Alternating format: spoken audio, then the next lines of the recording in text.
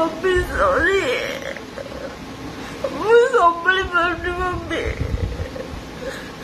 ଯାହା ବି କରିବାକୁ ଯାଉଛି ସରି ସମସ୍ତଙ୍କୁ ସରି ଦୁନିଆରେ ଏତେ ଫ୍ରଡ୍ ଲୋକ ଅଛନ୍ତି ମୁଁ ଜାଣିନଥିଲି ମମ୍ମି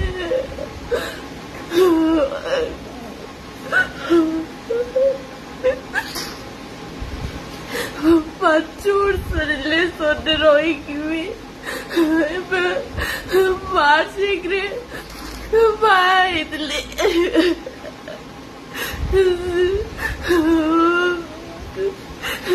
କିନ୍ତୁ ହଜବେଣ୍ଡ ମତେ ଧୋକା ଦଉଛନ୍ତି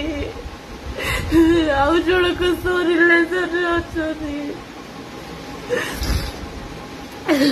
ମୋ ସାଙ୍ଗ ପୁଣି ତାଙ୍କ ସାଙ୍ଗକୁ ବି ରାତି 1-2ଟା ପର୍ଯ୍ୟନ୍ତ କଥା ହଉଛନ୍ତି ମୁଁ ଜାଣିଦେଲି ସେଇଟା ହଉଛି ସବୁଠୁ ମୋର ବଡ ଭୁଲ ଏବେ କହୁଛନ୍ତି ତୁ ସବୁ ରହିପାରିବିନି ଆଉ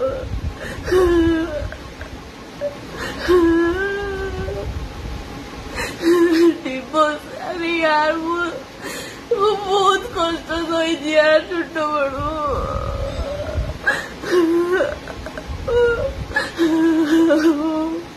मम्मी बहुत कष्ट कर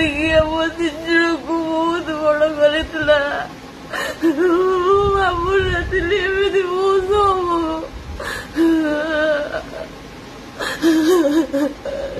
समस्ते बुझेले समस्ते बुझे सारे तथा बुझुना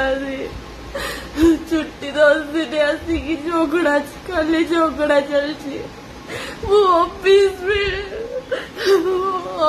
भी जाई पारे ताको भाई भी पूछे कौन अरे सी एत दिन आसती मो तो टाइम स्पेंड भी करना आउ थे भाई आसिक नहीं गले मु कहली मु भी जीवी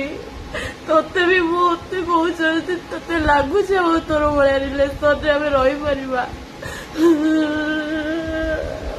कौन कर 5 वर्ष रही सबू सरला पुणी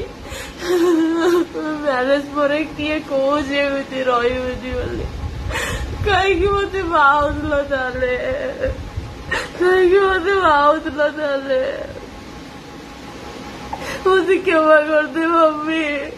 मुझे क्षमा कर दे निज को संभाली पारुनी फैमिली से सुधरवे सत भी सुधर ना जड़ को डिवोर्स देके आउ जड़ को सहित भी एमती कर डिवोर्स देवाक जाते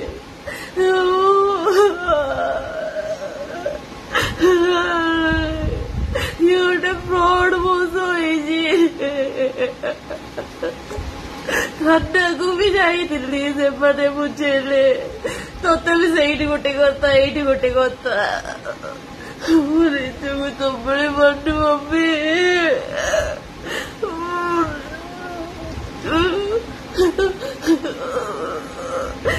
आज जहाँ भी हम मम्मी मत क्षमा कर दू बोली गोटे झील दिला बोली समस्त क्षमा मांगुची मुझे संभाली पारुनी सीरियसली संभाली पारुनी सीरियसली।